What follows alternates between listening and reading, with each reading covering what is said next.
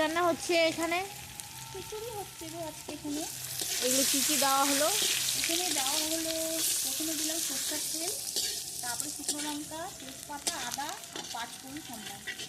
আচ্ছা, এরপর কি দেওয়া হবে? এরপরে দেওয়া হবে ডালটা। ডালটা দিয়ে দেবো।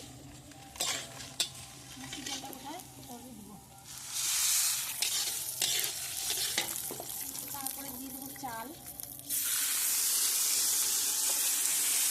দিয়ে দেন, হ্যাঁ। মতো করে ধরে যাবো তো।